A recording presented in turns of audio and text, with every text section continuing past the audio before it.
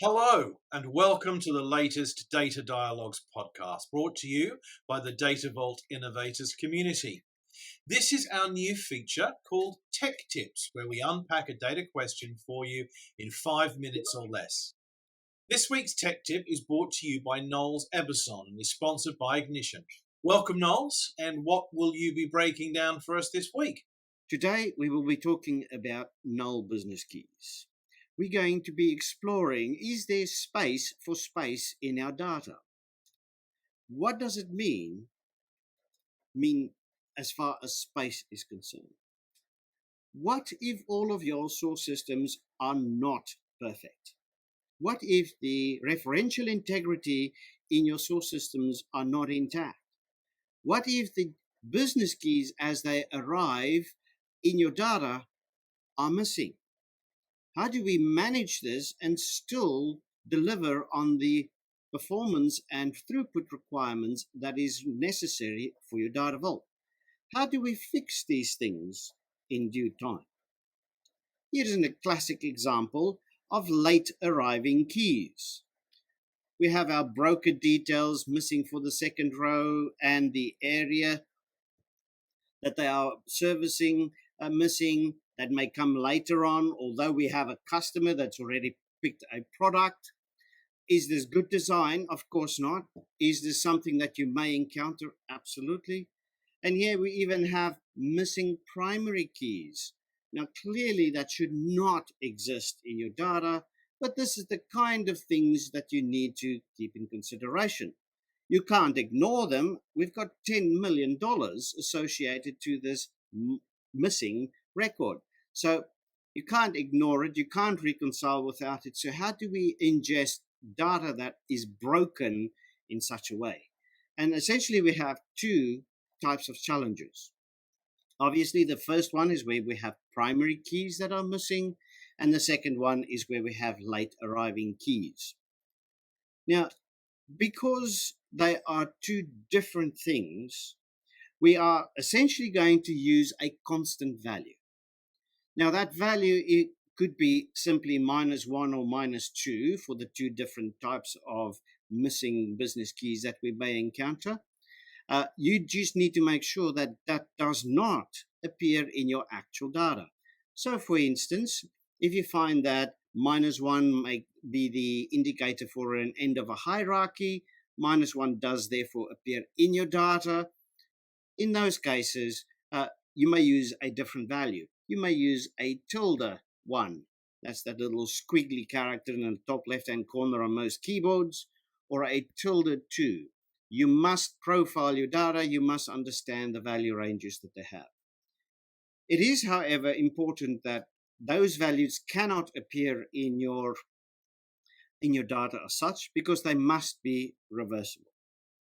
Now, we do make a differentiation between primary key or mandatory business keys and optional business keys, also known as foreign keys at times, because a null business key as a foreign key is not a null business key as a primary key.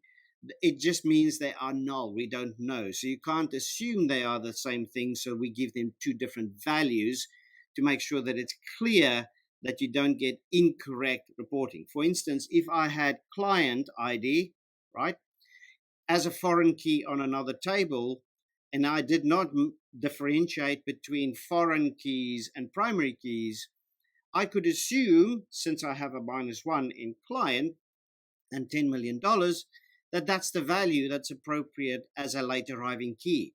That is not true at all. And so to prevent that false reporting or breaking reconciliation, we give them two different values. That allows us to do a couple of things. It allows us to maintain the data flowing into the vault without any interruption. And so therefore allows us to track the changes and track the data with as few incidents as possible. You must, however, make this differentiation between the -1s and -2s, because for each one of them have different associated records. There will never, ever be any history for -2 records. However, there may be history for -1 records as such. Because there's, as we pointed out in our example, we had $10 million associated to it. We need to make sure that for -1 records, if it's for each batch, we can only allow one instance of those records to be null. So we can forgive you some of the sins, but we can't forgive all of the sins that may occur at source. If you have multiple null records coming through, means you have duplicate records coming through in the same batch. You need to fail or reject that batch and ask the source system to provide you something sensible. There are multiple records, obviously, that may contain -2 records, but they're not part of the uniqueness of the rows. They do not carry history, and therefore them being defaulted or swapped out, the null value substituted for -2, means it is fine for the particular default records that you create in your hubs, links, and satellites. Those referential integrity from a join perspective remains intact, and therefore will give you the correct results. A -2 record will never have any business data. They will all be nulls. And so you will get a technically correct answer of we don't know. Those details do not exist. Why do we do this? Why do we give it an actual value? It gives you consistent join capability, because if you do equijoins or left or right joins, it may fail or give you the incorrect results if you do not have something specific and correct to join to. They are completely reversible. And so, therefore, you still maintain the full auditability of the original inputs. And this is where you catch those records that would otherwise get missing because the left, right, or equijoins may have failed or ignored the rows, and therefore you will get more complete and accurate reporting.